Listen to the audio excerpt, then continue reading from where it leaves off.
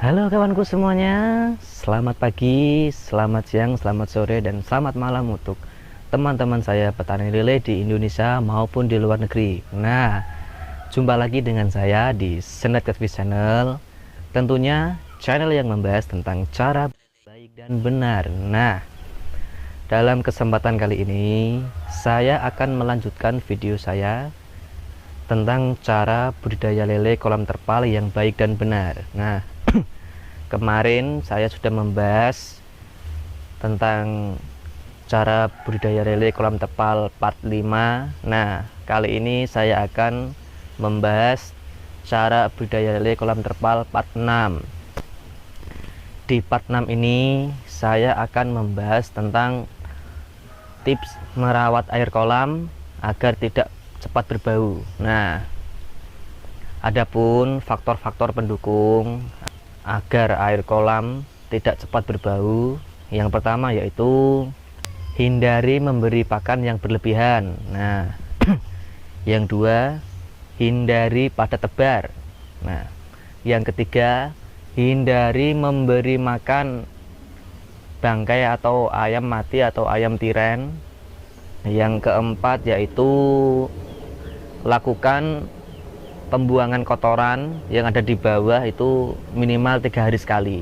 Nah, yang kelima yaitu membersihkan daun-daun atau ranting-ranting atau daun-daun yang ada di permukaan air kolam. Nah, itu untuk mencegahnya. Nah, penjelasan yang pertama yaitu kenapa memberi makan berlebihan itu akan membuat air kolam cepat berbau. Nah, karena saat kita memberi makan banyak, nah ini biasanya petani lele yang pemula dia akan berpikiran kalau memberi makan banyak itu akan membuat ikan cepat besar. Nah, padahal itu salah.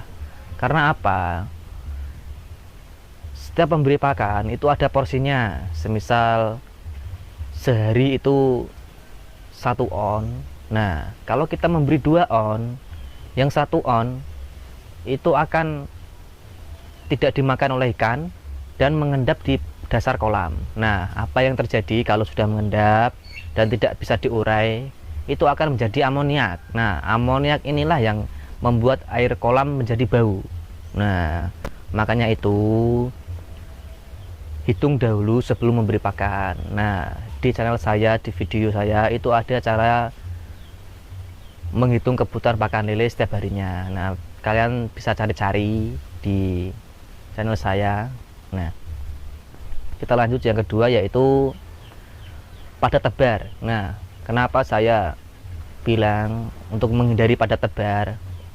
Karena apa? Semakin banyak ikan yang ada di dalam kolam, kebutuhan oksigen akan semakin banyak. Nah, apabila kita membuat kolam dengan ukuran 3x4, nah semisal idealnya itu sekitar 1200 sampai 1500. Nah, kita tebar 2000 sampai 2500, otomatis itu sudah melebihi batas maksimal. Nah, itu akan membuat air kolam cepat berbau. Karena apa? Kebutuhan oksigen hanya untuk 1200 ekor lele itu dipakai sama 2500 ekor lele. Nah, makanya itu istilahnya pada berebutan. Nah, makanya itu saya sarankan untuk menghindari padat tebar. Nah, yang ketiga yaitu menghindari pemberian pakan ayam tiren atau bangkai-bangkai jenisnya itu. Nah, kenapa saya melarang itu? Karena jika kita memberikan bangkai atau pakan ayam tiren, otomatis usus dan jeroannya itu ikan lele tidak bisa memakannya. Karena apa ya namanya? Alot. Kalau di sini tuh bilangnya alot, tapi nggak tahu kalau orang sana bilangnya apa. Nah, otomatis ususnya akan masih dan akan mengendap di dasar kolam dan tidak bisa diurai oleh oksigen, oleh airnya yang ada di dasar kolam. Dan apa yang terjadi? Nah, akhirnya air akan cepat berbau jadi amoniak. Nah, itu yang menimbulkan amoniak. Kadang-kadang ada yang langsung diceburkan, bulunya tidak dibuangin. Nah, itu juga akan mengakibatkan kolam cepat berbau.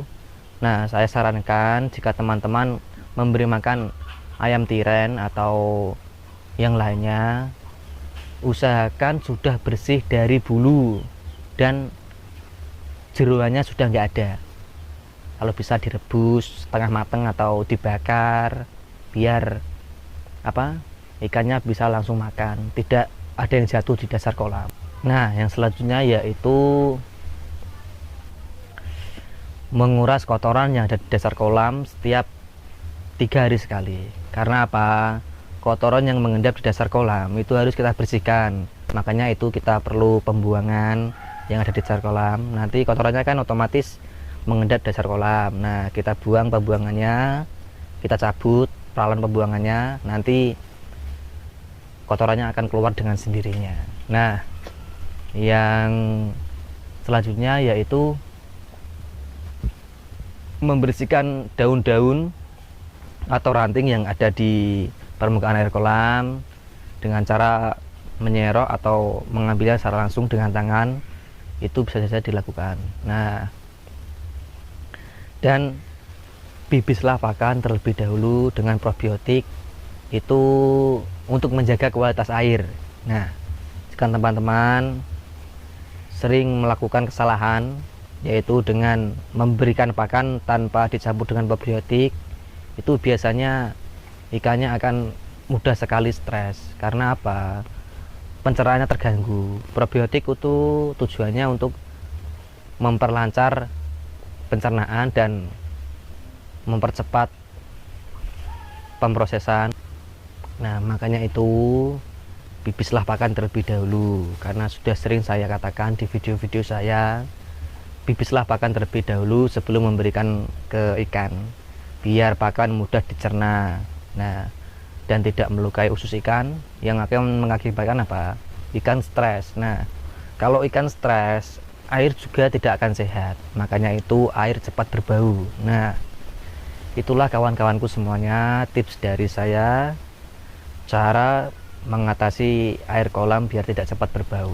Nah, oke, jangan lupa ikuti terus channel ini, tentunya di Sendat Katspi Channel, channel yang membahas tentang cara budidaya lele yang baik dan benar. Nah, salam si kumis dari saya, sampai jumpa.